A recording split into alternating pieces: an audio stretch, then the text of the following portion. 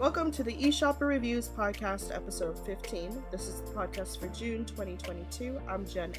And I'm Jake McNeil. For those new to this podcast, eShopperReviews is a subreddit on reddit.com where Jake reviews games on the Nintendo Switch platform, and you can find this subreddit at the URL reddit.com/r/eShopperReviews. We currently have over 1,900 reviews and counting, and we are supported by your donations on our Patreon, which you can find at patreon.com/eShopperReviews.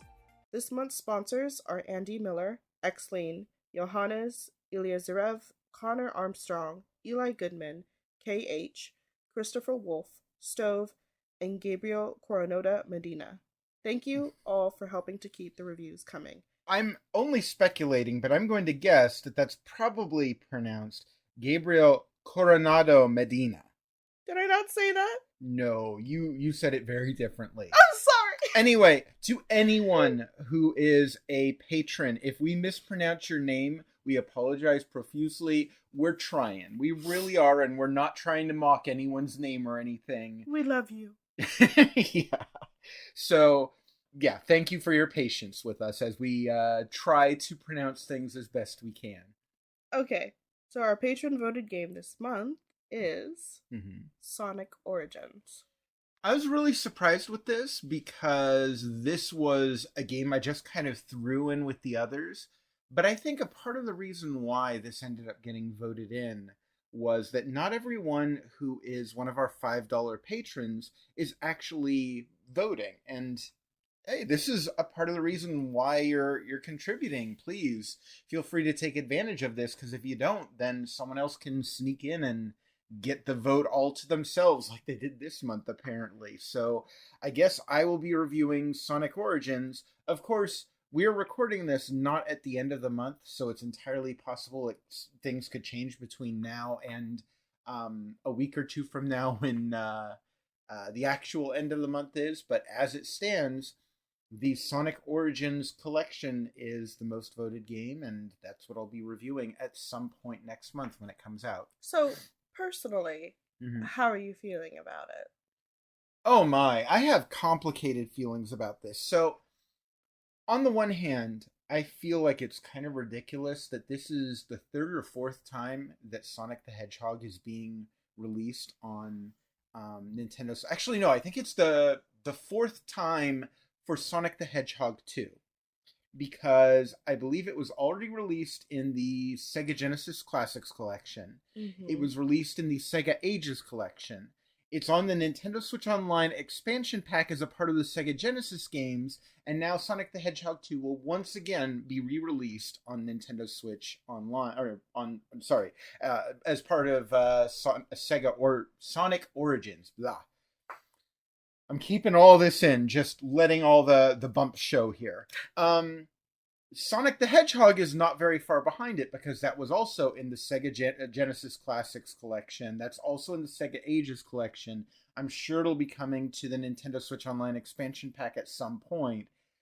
The only game that's really new here, and it's kind of like a game and two games depending on how you look at it, which is Sonic 3. Well, Sonic 3 and Sonic and Knuckles, which I'll get into that in a moment. And then Sonic CD. To my knowledge, none of those are, as of this moment, yet available on Nintendo Switch in any form. So those will be new. And those are generally well regarded, although I think most people agree that Sonic 2 is probably the best of the old school Sonic games. Sonic 3 and Sonic and Knuckles are a bit of an interesting case, though.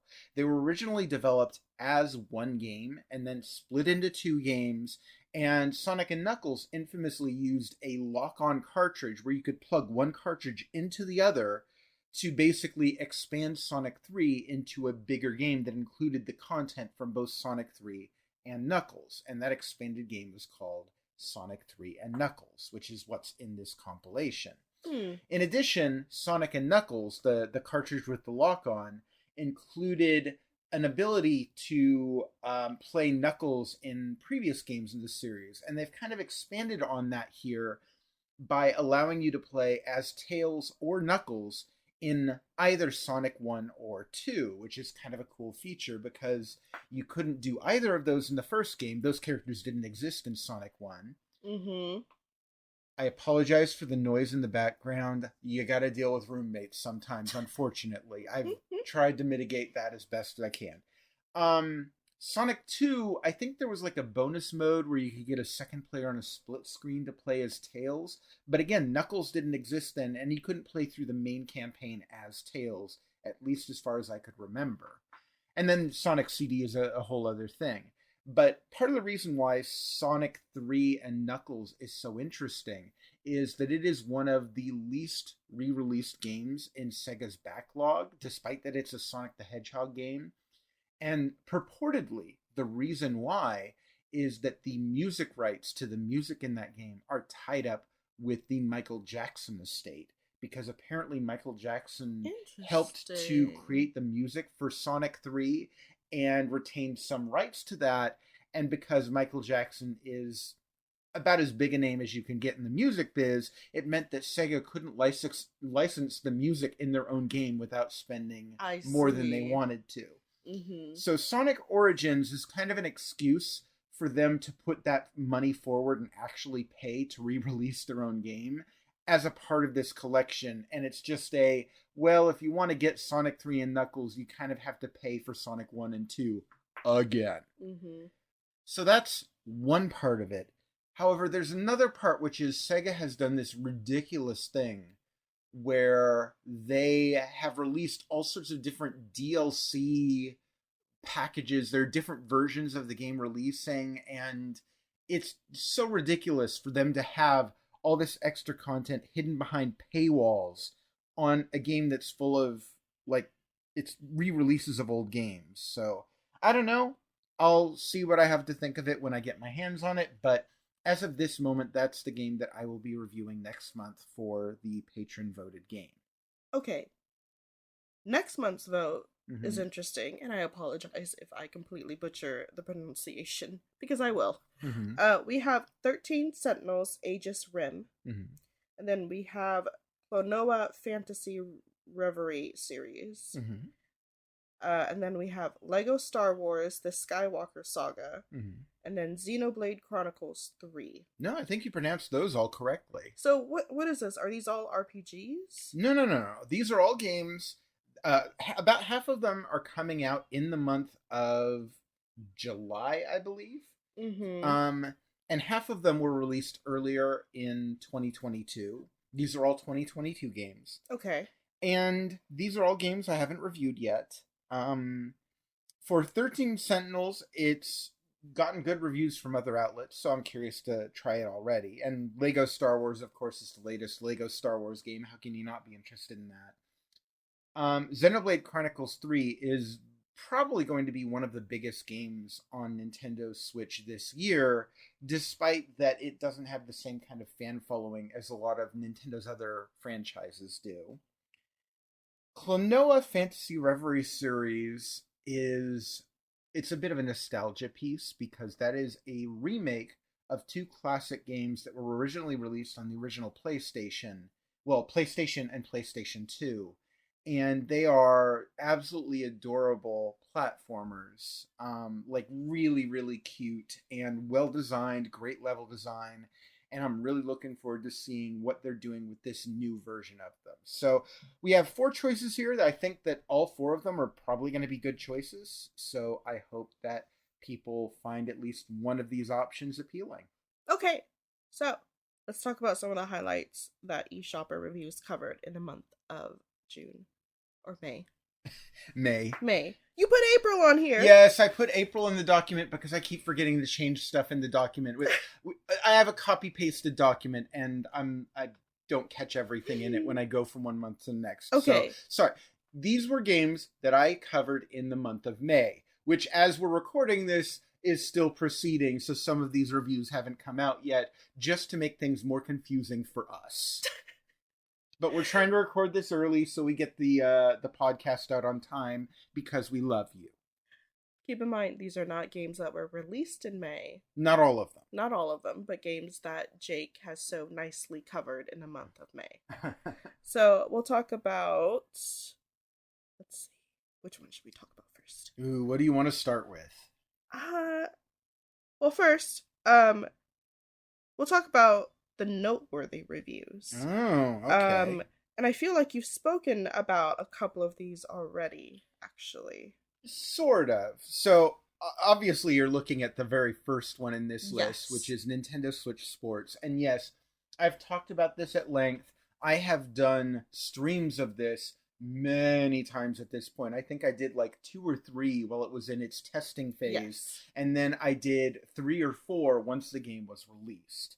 I've played this game a ton, talked about this game a ton. However, I have not talked about my review of this game after I reviewed it. When we did last month's podcast, this was before the game had come out, so I hadn't been able to actually review it yet. So I wanted to give it a chance here to actually review the game, or to talk about my review of the game, rather. And it's good. I don't think it blew me away. I wish it had more content in it. I wish the games that were in it had more options. And it even got rid of a few options from previous entries in the series that I really liked. Like the version of bowling that was on the Wii U had a 100 pin mode where you tossed the ball at a lane that was full of 100 pins. And you were trying to knock down as many as you could. And I loved that mode. It was great. Not in Nintendo Switch Sports. I could do without it. I can see how fun it is, but I can do without it. That being said, what is in the game is good. I liked it. I thought that it did a surprisingly good job with the motion controls for the most part. I'm looking at you, tennis and badminton. I'm not super pleased with the motion controls in those. Okay, so which one was your favorite sports? Oh, out of the ones in this version? Yes. I really liked bowling. I thought bowling has always been pretty pretty good in this series. I did not care for bowling. Really? Yeah. Okay. When I played it, I did not care for it. I was surprisingly impressed with soccer. It's not the most user-friendly of the sports. It's a bit more involved than the other ones, which for me, as a more traditional gamer, that's better.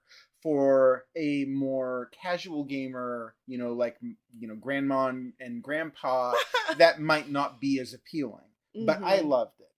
And the other one that really surprised me, I had not played Wii Sports Wii Sports Resort on the Wii, the second Wii Sports game. I skipped over that one, and so I never played Chambara, or the sword fighting game in this. I loved that one. I was really delightfully surprised with this one. Like, you can just swing around in it if you want to have no strategy. Of course, if you go up against someone who knows how to block properly, that's going to get you into trouble.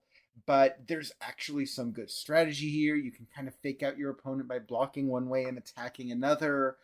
And given how many people were like, oh, I wish that this had boxing. I want boxing back. No, this is so much better than boxing. It's a similar kind of competitive, you're duking it out kind of game, but there's more strategy to it. The motion controls, I feel, are better than boxing ever was. And the fact that it's being done over a pool really shows off how good the water looks in this game, I feel. Those were the ones that I liked the best. The ones that I didn't like were, I thought volleyball was okay. I thought tennis was kind of, it was all right. And badminton was terrible. Oh. Badminton was the worst of the bunch, which is sad because in real life, I like badminton. I like playing badminton for real.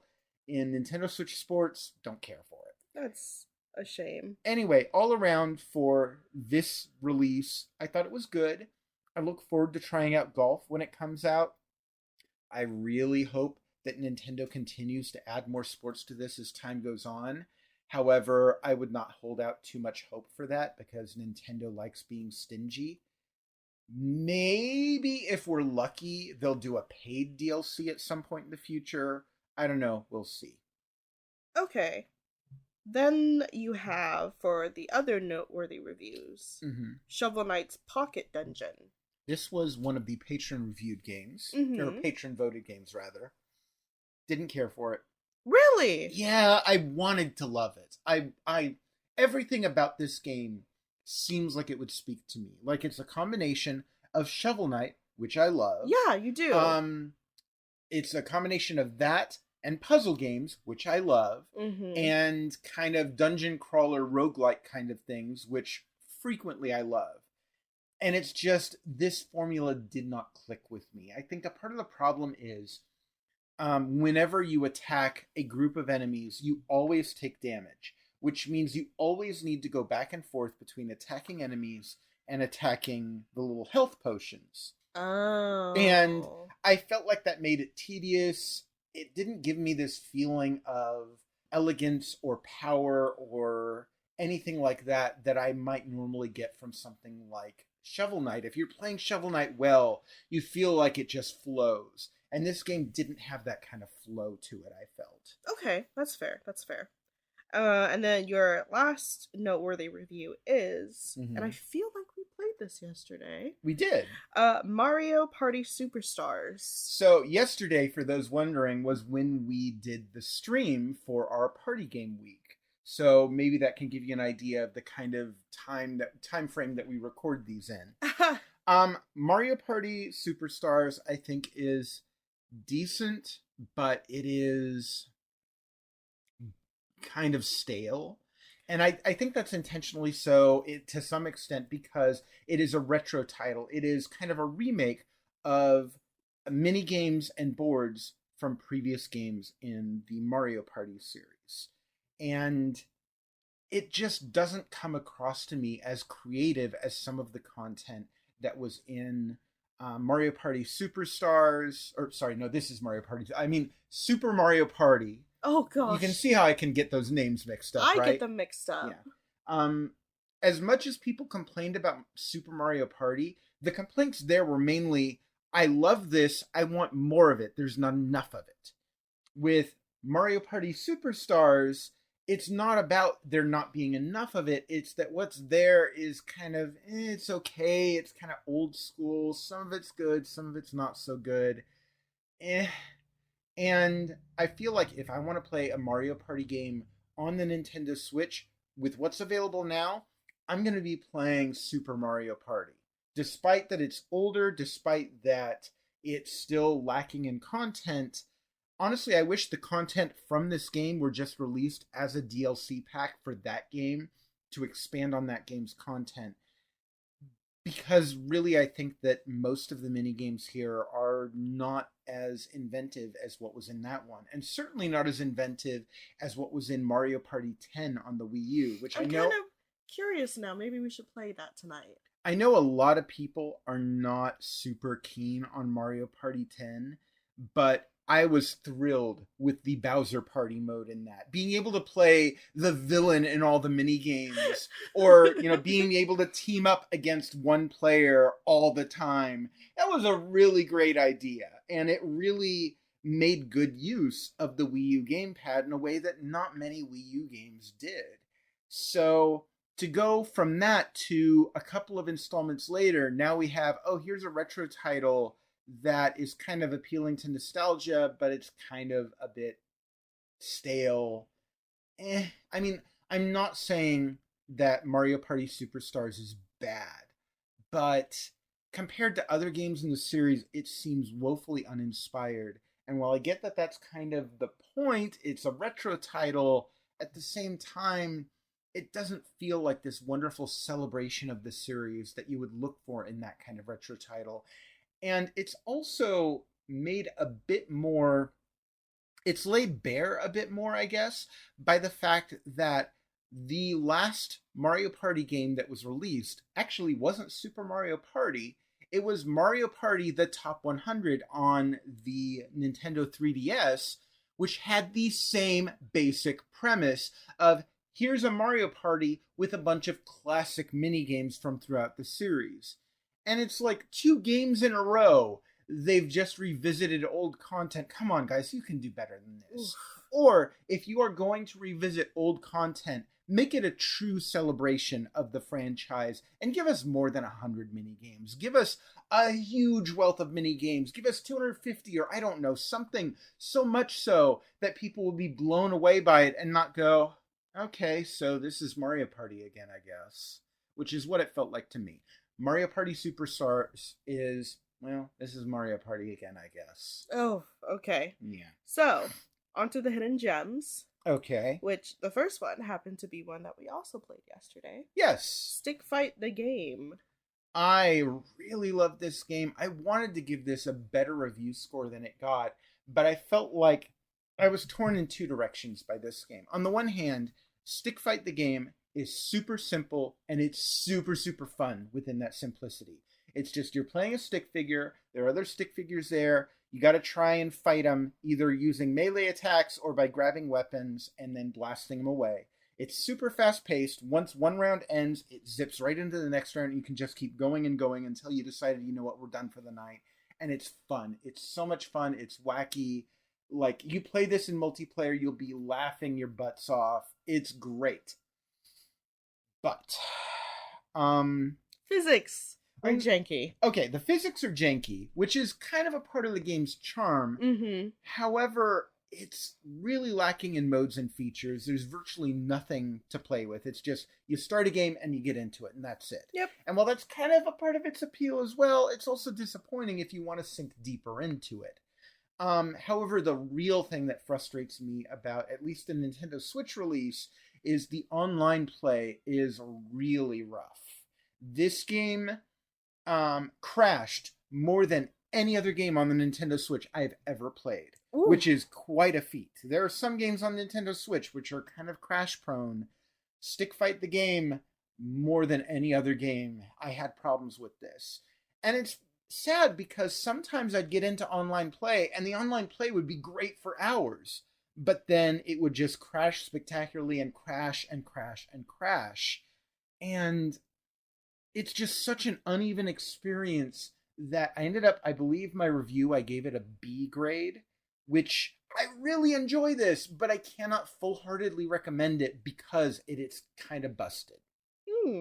So I actually have this game on Steam, and I played it back when it first released, and I had no problem, so it might just be a Switch thing.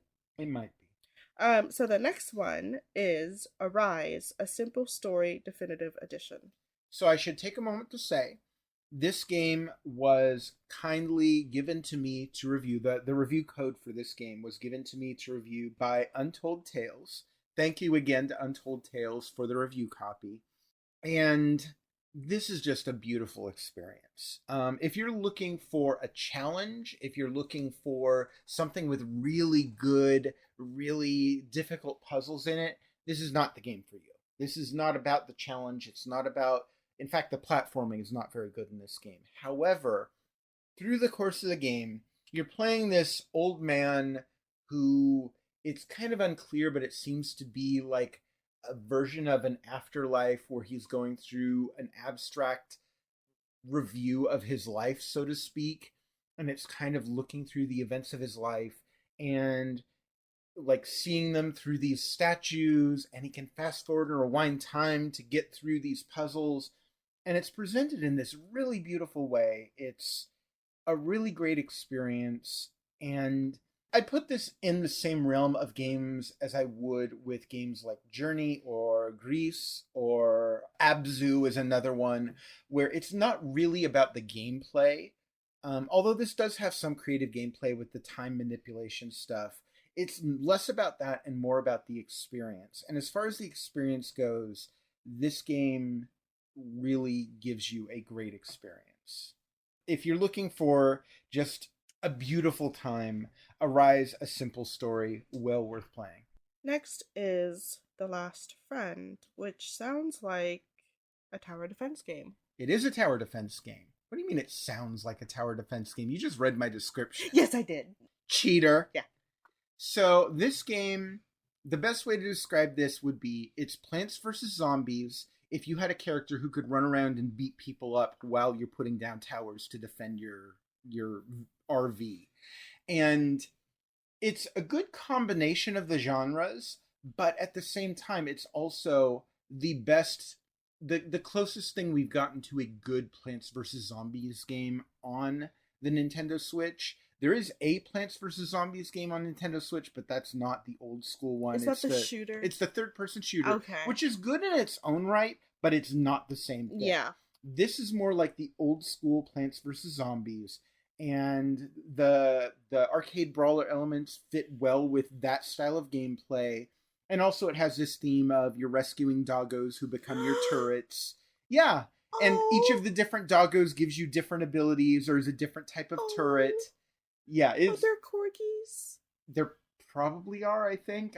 I don't know dog breeds as well. Okay. Yeah, it's a really great game. Okay. You just had to say doggos. I know. Yeah. Jen likes her doggos. I do. Okay. So, next one, I'm actually curious to play this myself. Mm-hmm. Demo Reborn. So, the original Demo, I still contend, is one of the 3 or 4 best music rhythm games on the Nintendo Switch. And this is one where you're getting this really good feeling of, it doesn't simulate playing a piano, but it simulates the feeling of playing a piano really well. Where you're using the touchscreen in kind of to play piano notes in a sort of Guitar Hero style gameplay, you know, as the notes come down. The gameplay in Demo is really great, and that game has a massive track list of all sorts of different piano themes and stuff, various genres. I'm not talking about Demo, though. I'm talking about Demo Reborn. However, I have to start by talking about Demo, because Demo Reborn is basically a remake of Demo. Demo Reborn takes that same kind of gameplay, and it updates the graphics to look more visually impressive, and it adds in some graphic adventure elements where in between the music rhythm gameplay segments, you're exploring around this area, you're looking for clues and trying to find stuff to get more songs. And both of those elements it does pretty well. I'm not sure that they combine together very well, and at the same time, this doesn't have the massive track list that Demo does. So I personally still think that Demo is the better game between the two. However, if you wanted something that updates the visuals of that and does something a little different with it, Demo Reborn is still very, very good. Not quite as good as Demo, but very, very good. Okay. Next is Millie and Greg. Millie and Greg is... I'm probably not going to talk too much about this one because it's fairly simple and straightforward. It is a $4 game. And what I basically say with this one is it's kind of like playing a simple, inexpensive alternative to Celeste. Really good, challenging 2D platformer. You have to manage your jumps properly. You have to think how you're going to get through the level before you kind of tackle it. Really excellent. If you're looking for a good platformer to add to your collection and only have a few bucks, this is well worth the $4 it costs to buy it. Last one is Pinkman Plus. This is another one I'm not going to spend too long talking about, and it's kind of the same basic deal. It is a challenging platformer. It is only $5. Graphically, it is not much to look at, but the level design is good. The gameplay is good. Again, if you're looking for a challenging platformer, well worth getting. Okay. We're going to jump to the worst games. Are we now? Yes, we are. The first one is, and I really hate the title already, 2-in-1, Application Driver and Serial Killer Sniper. That's quite a mouthful, horrible name. I kind of feel sorry a little for placing this in my worst games because it feels like, I don't know, maybe this was some sort of amateur developer's first attempt at making a game or something, and you can sense them trying for something here, and both of the included games kind of recycle elements of each other, so it's kind of just two different spins on the same, not mechanics, but like visual elements in the game. The assets? Yeah, one has you driving around, kind of, I don't know, almost like a Crazy Taxi-ish sort of experience, but top down. Okay. And one has you shooting pedestrians as a sniper. You know, both of them you're playing some sort of immoral character who's getting murdery, which It's not a super, like, it's not like it's very realistic game, so I doubt that anyone is going to use this to train to do anything terrible. But anyway, the thing is that both of these games are super shallow, and after playing each of them for a few minutes, you'll be like, I'm done, I never need to touch this again. Fair enough. Next one is, and I actually really like this title. You really like this title, huh? Yeah. The name of it, at least. Mm-hmm. The Dark Side of the Moon. Yeah. So this is a full motion video game, which means that pretty much the entire game is told through these video clips, these recorded clips of actors communicating, and you're going to various locations where scenes might crop up and a couple of characters talk or something like that. And it kind of combines that genre with graphic adventures where you're trying to solve puzzles, sort of. The problem is, number one, the acting is terrible. Ooh. The writing is terrible. Despite that it has a decent premise for a story, the actual execution is not good. And unfortunately, it's all too clear who the blame here needs to fall on, because the game was written, directed, and the main actor is all the same person. Oh. Yeah. And in addition to being poorly acted, it's poorly put together as a graphic adventure game, because if you make the wrong move or get yourself killed, or you decide, I wonder what would happen if I made this choice differently. Mm-hmm. You can't just go back and check that. You have to replay through the entire game all over again. Ooh. Yeah. No thank you. No thank you. Alright, next one is Dark Nights with Poe and Monroe. I like this title, actually, but the game itself, not so much. This is another full-motion video game. And this one, the premise is these two characters are radio hosts for this kind of late night, we're telling spooky stories sort of radio cast kind of thing.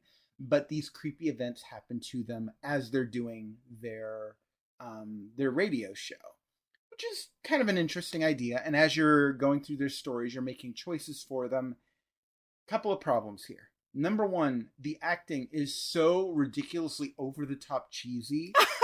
And it's difficult to tell because of that if they're kind of just acting for show for their radio show, or if that's just the actors being incapable of delivering realistic acting. Yeah. The other problem here is you're given choices throughout the story to determine how the path will go, but it's unclear just what those choices represent. Like, at one point, you're shown a purse or a phone or one of the characters' faces. Which of those do you choose? And it's like, what does each of those even mean? What's the context? Yeah, right? What is that? And after the fact, you might find out, choosing the purse means that she's going to look for her own phone to try and call the police or something, or I don't know. But that's kind of the problem, is that you don't really know what these choices represent until after you've made them, which renders all of the gameplay in the game completely useless. Yeah. It's like, I don't know what it is I'm doing until after I've already done it. Why does my choice even matter at that point? Okay. The last of the worst games is Jumphead Battle for Fun. Jumphead Battle for Fun starts with a premise that works well enough. It's kind of a party game, a platformer. It's a single screen arena-based game where your characters are trying to kill each other, and they're trying to do that by jumping on each other's heads.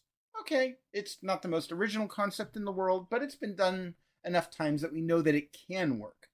It doesn't work here, and that is because the one mechanic that you would expect to be well done in a game called Jumphead isn't. The jumping in this game doesn't work right. Sometimes you'll push the button and you'll jump fine. Other times it won't register at all. And sometimes you press the jump button and you'll lift like a little inch above the ground and drop back down again, regardless of how long you held it or whatever. And it's like, if you can't get the jumping right in a game called Jumphead, where the goal is to jump on other players, what are you even doing? Why would this game be released in this state? It's no. Okay.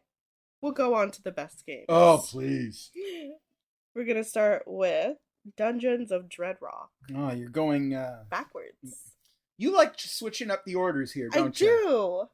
So, Dungeons of Dreadrock, when I first started playing this, I had a pretty low opinion of it. It does not seem much from the start. It is a top-down character-based puzzle game. You're moving this girl around a dungeon, trying to either attack or avoid monsters and collect keys, use switches, that kind of thing, which is all pretty old, stale gameplay. It's nothing that's super inventive, and so right off the bat, I was not particularly interested in this game, but I kept going because it's fairly simple. I'll give it a bit more time. And the beautiful thing about Dungeons of Dreadrock is that it gradually builds on itself.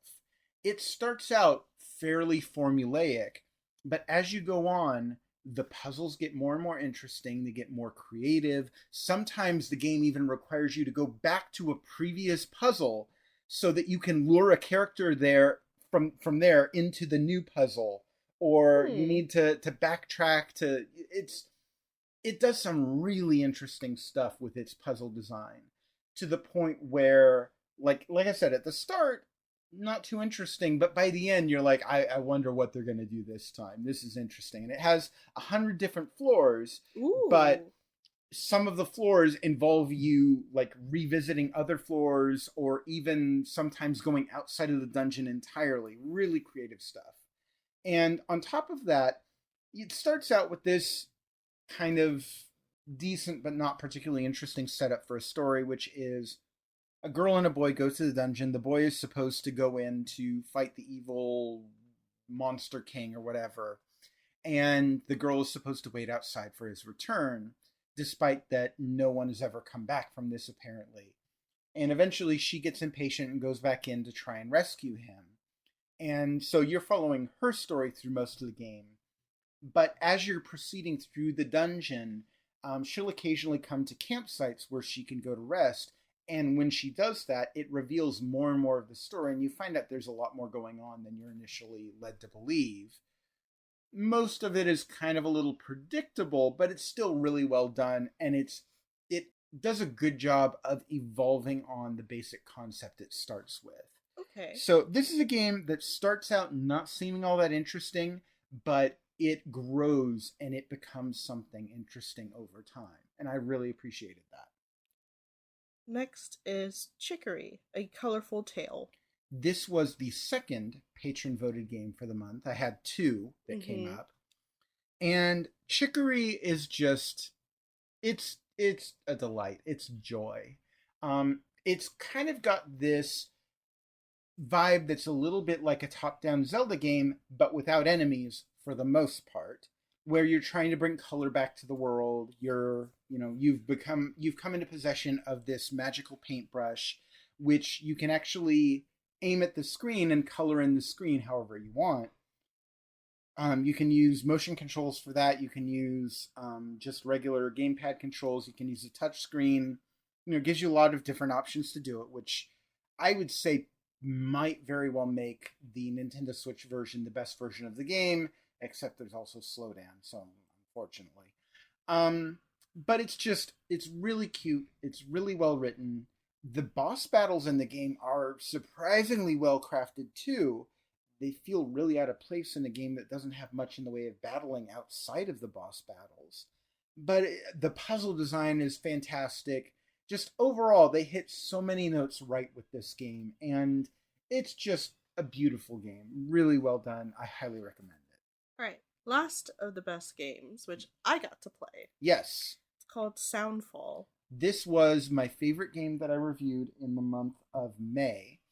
And this is a game that combines a Diablo-style, like top-down action RPG-style game and a music rhythm game, where you have melee attacks and you have projectile attacks and you have dashes, the kind of things you might expect in a game like this. But all of those should be timed to the beat of whatever song is playing in a level. If you want to dash, you should dash to the beat. If you want to fire, you won't use up your ammunition if you fire in time with the beat, and you'll also do more damage. And it really creates this wonderful flow within the gameplay. All the enemies attack to the time of the beat, so if you want to dodge out of the way of an incoming projectile, you dodge at the same time as the beat, and you'll get out of the way faster. But it even goes deeper than that, because when you want to go and grind for a better weapon or something, the types of weapons you get or the types of upgrades you get are based on the genre of song that you're going into the level for. It's really well thought out. I've heard that the PC version of this game actually lets you import your own songs. I don't know. I haven't checked this myself. I'm only going off of things I've heard. That might be enough for me to get it. The Nintendo Switch version, as far as I am aware, does not. I don't know how they would do that anyway on Nintendo Switch. Right. But the Nintendo Switch version already has, I think it's like over 140 songs, and some of them are really, really excellent, too. Oh, yeah.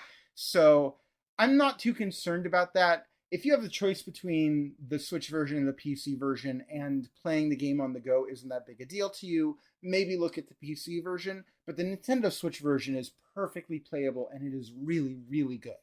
And I think it's something like $15, so it's not an expensive game. Mm-mm.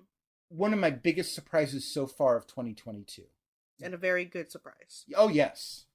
So, Nintendo Switch Online Expansion Packs, Nintendo 64 app, the release of Kirby 64, The Crystal Shards came out in May. Yes. Nintendo has kind of settled in releasing one Nintendo 64 game per month. And sometimes they release Genesis games, sometimes they'll release Nintendo or Super Nintendo games, but sometimes they won't. The Nintendo 64 games, there's only ever one game, and it's one per month. At least that's the way it's been so far. And Kirby 64 is fine. It's not great. It's not horrible. Just okay. It's a decent Kirby game. It's not anywhere near as good as Kirby and the Forgotten Land, but it's far from the worst Kirby game either. And out of all of the games that have been announced so far, this means that there's only one game left for the Nintendo 64 app, and that is Pokemon Snap. So we can expect that probably next month we'll see Pokemon Snap, and hopefully Nintendo will announce what will be coming after that. Hopefully they have something planned after that. I have to assume they will. There are still other worthwhile Nintendo 64 games. But I don't know. I guess we will see. Anyway, as for Kirby 64, it's, if you're going to only release one N64 game per month, it's kind of weak for that, but it's all right. It's worth playing if you are already subscribed to the pack, but it's not going to already subscribed to the expansion pack, but it's not going to be worth subscribing to the expansion pack just to play that game. Not even close. Okay. Embracer Group is buying Square Enix's Western developers? Yeah, this was announced fairly recently. Square Enix is selling off Crystal Dynamics and Eidos Montreal, as well as, I think it's Square Enix Europe or something like that. They're selling off like a mobile division. But the thing that everyone is looking at is Crystal Dynamics and Eidos Montreal, because this comes with all of the franchises that those companies have a right to. And by that, we're talking about Tomb Raider, Deus Ex, Thief, Pandemonium, Gex, Legacy of Kain. There's a really good selection of franchises here that Square Enix is just getting rid of. And honestly, they weren't really taking full advantage of a lot of those to begin with. Okay, Gex is kind of old school. It might be a bit like out of date at this point. But I feel like if a new, genuinely good Legacy of Kain game was released now, it would get a lot of attention. Tomb Raider is a huge franchise. Yep. People have been super eager to see the next Deus Ex game. So the fact that Square Enix hasn't really been paying too much attention to these franchises kind of makes it clear that they were maybe not valuing these too much. In the meantime, a lot of people are now paying attention for the first time to Embracer Group, because a lot of people are like, Embracer Group, who the heck is that? they are huge, and they own a lot of different franchises, and you might not have realized it. To give you an idea, just a really quick rundown, they own, just going down the list here, they own Asmodee, which is a board game company that owns the rights to Catan, Pandemic, Carcassonne, Ticket to Ride. These are some of the biggest, most well-known board games out there. And they also own the video game rights to those as well.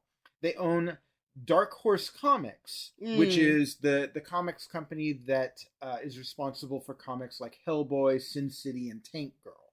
However, if we're talking about video games, they own, and I'm just going to quickly run through these, Borderlands, Saints Row, Time Splitters, Shadow Warrior, MotoGP, MXGP, Monster Energy Supercross, Ride, Kingdom Come Deliverance, Duke Nukem, Ghost Runner, Prey, the Metro series.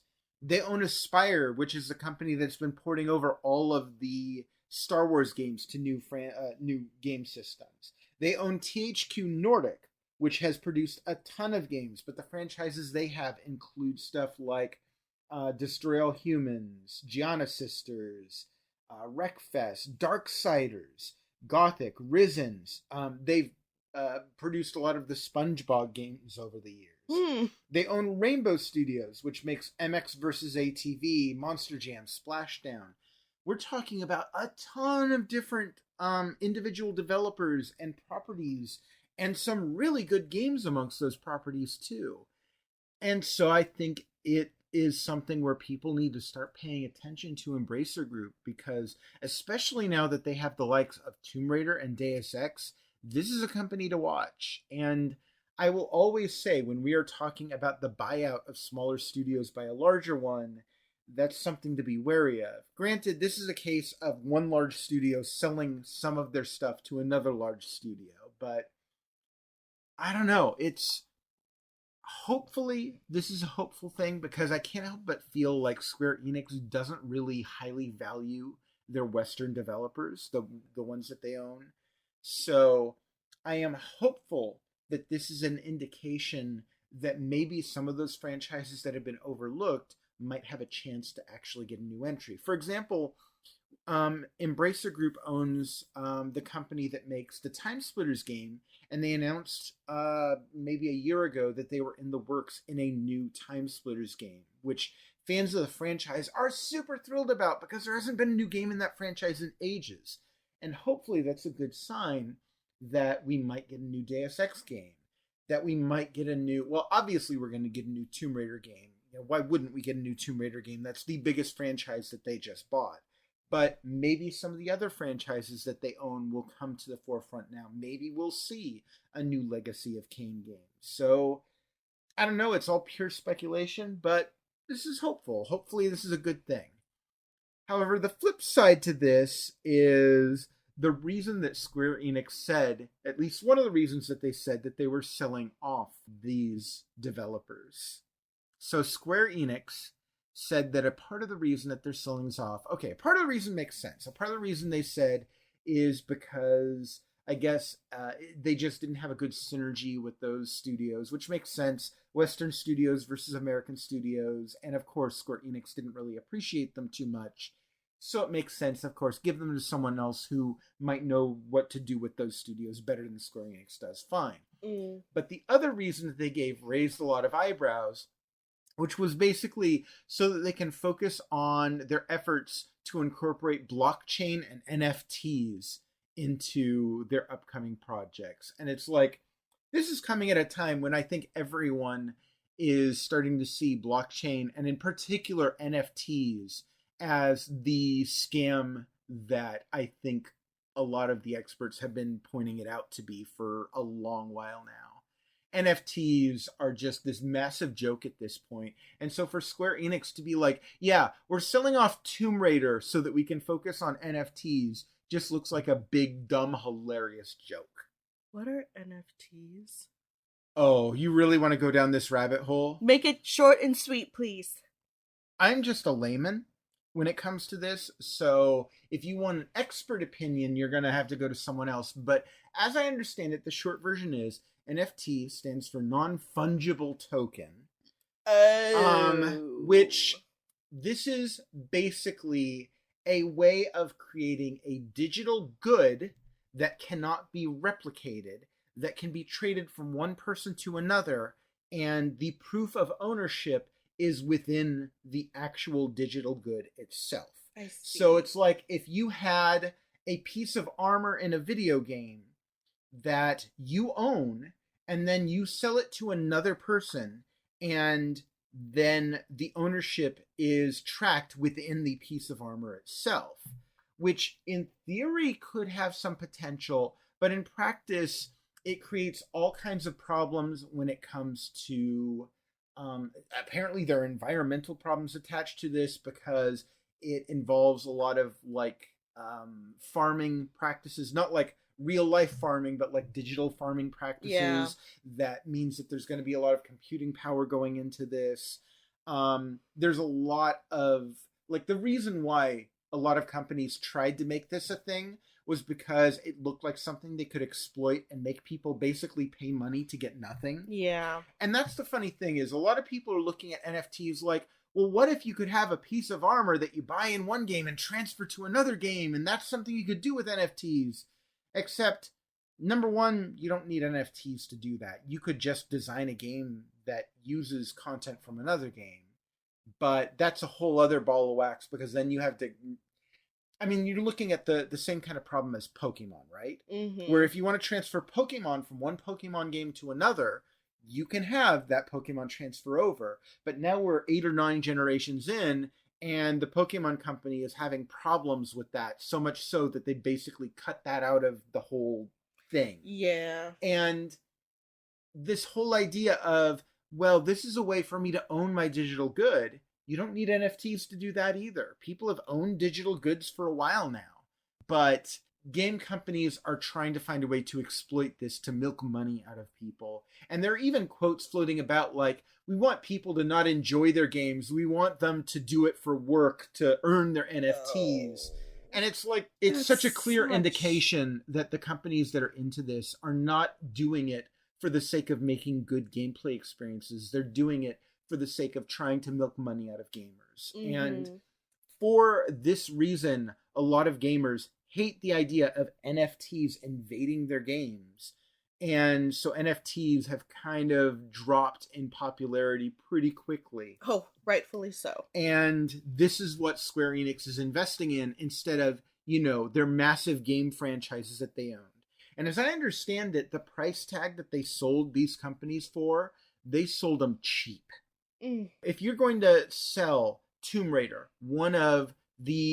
it's a major franchise. It's one of the first big 3D video games that really made use of 3D. And to sell that for a song is disgraceful. Okay. You want to talk about another controversy?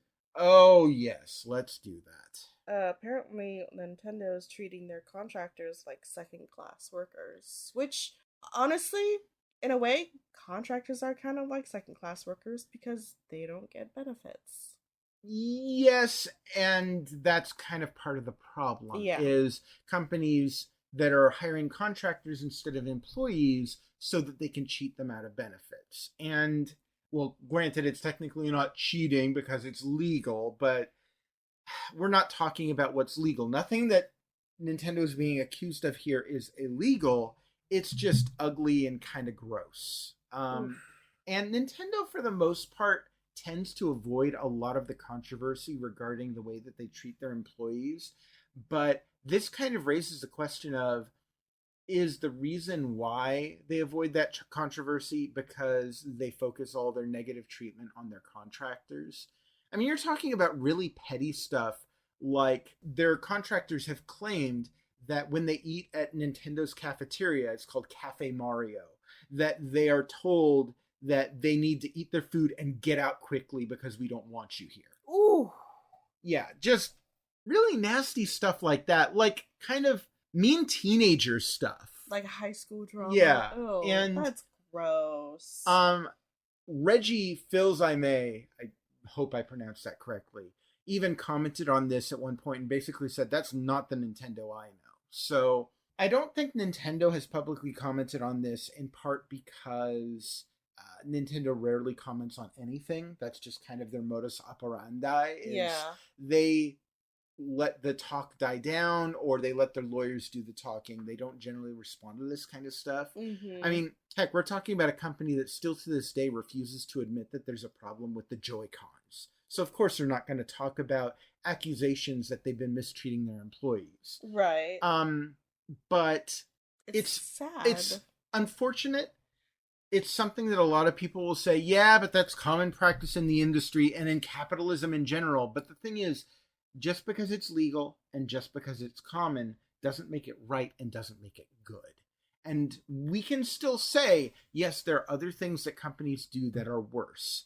All the crappy things that Activision Blizzard has been accused of, their sexist stuff that they've done to their employees, their sexual harassment, that's clearly a very, very bad thing.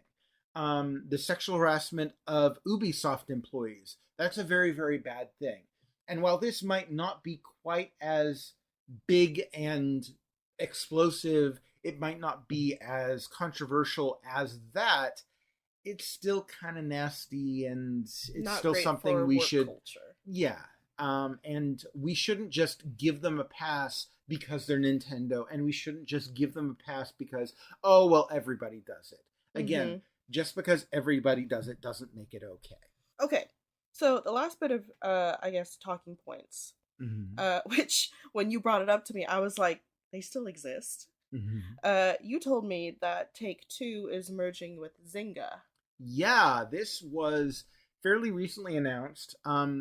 Take-Two was in, I guess they were looking at buying Zynga at some point earlier this year, and now that has graduated to the two of them merging together, which it seems like a very odd pairing, because you have Take-Two, the company behind games like Grand Theft Auto and Red Dead Redemption, and NBA 2K, that kind of stuff. And then you have Zynga, the company behind Farmville and Words with Friends. And you're like, where's the connect here? I don't get it. Well, the connect is twofold. Number one, the connect is money. Of course it's money. Even though Farmville and Words with Friends really doesn't seem like anything noteworthy compared to the likes of Grand Theft Auto and Red Dead Redemption, the Zynga properties make a ton of money. They are huge money makers. But number two, I think Rockstar sees Zynga as a way to get an edge in on the mobile market. And maybe that way they can take some of their properties that are very well known and actually make some headway in the mobile market. That's fair. Now, this isn't to say that Rockstar couldn't do this on their own. In fact, they have released Grand Theft Auto titles on the mobile platform previously. They were bad ports, as I understand it, but they've done it. However, this might be a way for them to find a different way to bring those properties to a mobile platform. Like, I don't know, maybe they could make a mobile NBA 2K game that's different than their console and PC games, but still makes use of that property and will probably have all sorts of like loot boxes and stuff where they can make a ton of money that way, because of course they're going to do that.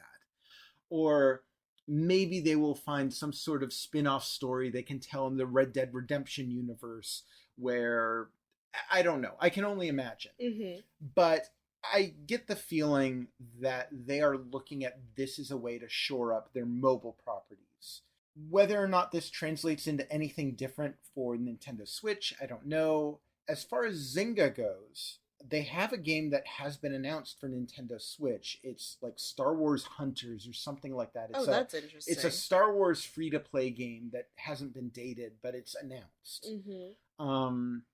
And Rockstar, or Take-Two, whatever we're going to call them, they do have a few games on Nintendo Switch. They don't have much.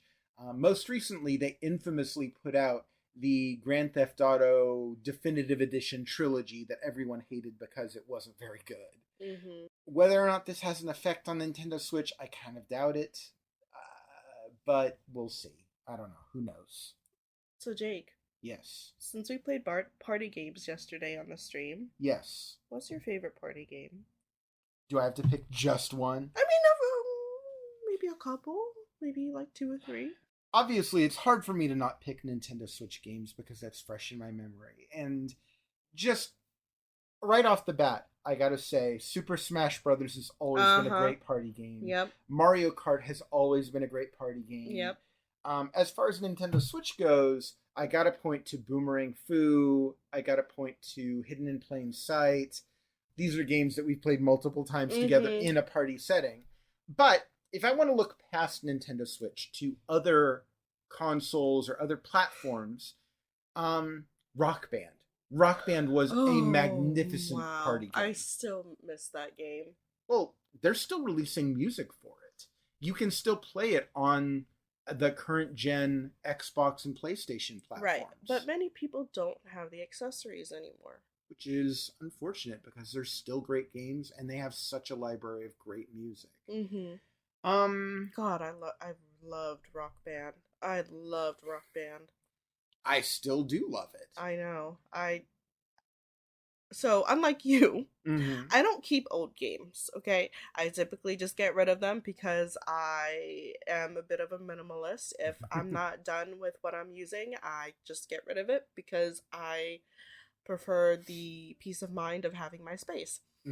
So, I don't have those accessories anymore. I don't have that game anymore. I don't even think I have the console anymore. Well, you're lucky because I do. Yes, you do. But it would be really great if maybe in the future there was a way to, I don't know, downsize it or something. I don't know, maybe something that you could use your phone for to play the drums or something like that. That'd be great. I don't know how you would do that with the same kind of experience. I don't know. It's just a thought.